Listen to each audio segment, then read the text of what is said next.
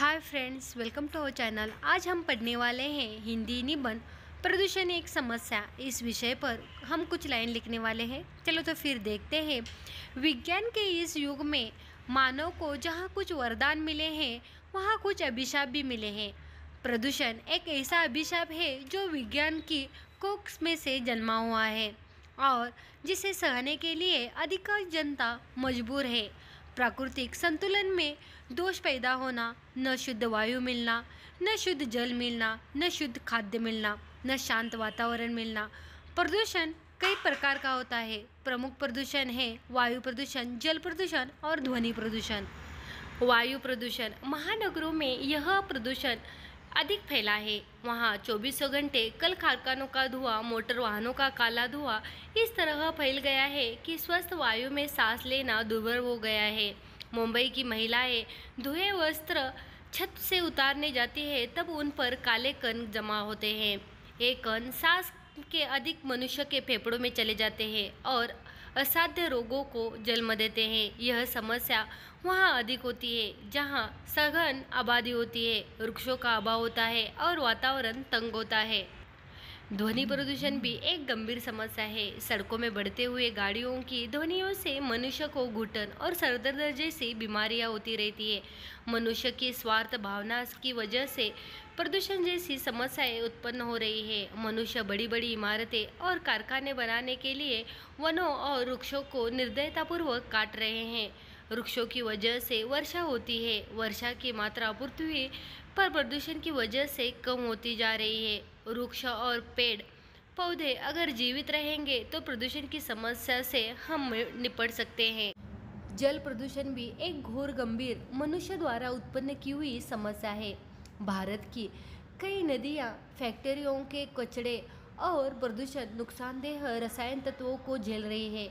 इसके साथ गांव और कई जगह पर लोग खुले में शौच, कपड़े धोना और पशुओं को नहलाते हैं, जिससे नदियाँ और पोखर का पानी अस्वाभाविक रूप से प्रदूषित हो रहा है। अगर ऐसा ही चलता रहा तो नदियों का स्वच्छ जल प्रदूषण होने के कारण मनुष्य बीमारियों से घिर जाएगा। जल प्रदूषण से कई तरह की पेट की बीमारियां हो रही है और होती आई है। किसान खेतों में कई रासायनिक पदार्थों का उपयोग करता ताकि फसल बहुत अच्छे पैमाने पर विकसित हो, लेकिन यह रासायनिक तत्व जल के नालों के माध्यम से नदियों तक पहुंचकर जल को दूषित कर देता है। जल के प्रदूषित होने से जल में रहने वाले जीव मर जाते हैं। जनसंख्या वृद्धि और विज्ञान और तकनीकी उन्नति ने प्रदूषण जैसे संकट को पृथ्वी पर नियंत्रित किया है। वायु प्रदूषण से फेफड़ों की बीमारियां होती है और लोगों को सांस लेने में दिक्कत होती है। लाउडस्पीकर और बसों के ऊंचे ध्वनियों के कारण लोगों को सुनने में तकलीफ होती है और इनसे तनाव उत्पन्न होता है। प्रदूषण की समस्या को बिल्कुल खत्म तो किया नहीं जा सकता, लेकिन समय के साथ कुछ महत्वपूर्ण कदम उठाकर इसे कम किया जा सकता है।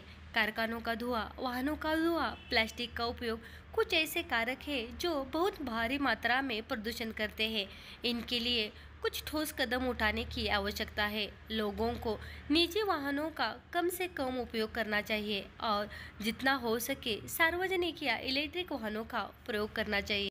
दीपावली जैसे बड़े त्योहार पर पटाखे चलाने पर पाबंदी लगा देनी चाहिए और शादियों में डीजे, लाउडस्पीकर के उपयोग पर भी पाबंदी लगाकर ध्वनि प्रदूषण को कुछ हद तक कम किया जा सकता है। हवा में कार्बन डाइऑक्साइड जैसी गैस बढ़ रही है। हरित गृह प्रभाव का मुख्य कारण है। इसके लिए आसपास पेड़ पौधे लगाकर वातावरण को हरा भरा रखना चाहिए। सरकार को समय समय पर प्रदूषण के खिलाफ लोगों को जागरूक करने के लिए अभियान चलाना चाहिए। स्वच्छ भारत अभियान इस प्रकार का महत्वपूर्ण अभियान है।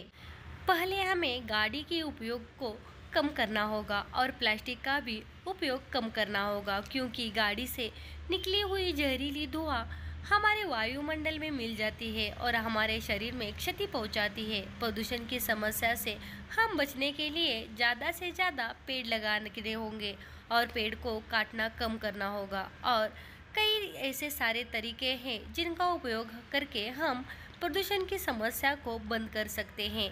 आज हम हिंदी निबंध प्रदूषण एक समस्या इस विषय पर कुछ लाइन लिखिए। ये वीडियो आपको कैसा लगे ज़रूर बताना और अच्छा लगे तो वीडियो को लाइक और चैनल को सब्सक्राइब करना ना भूलें।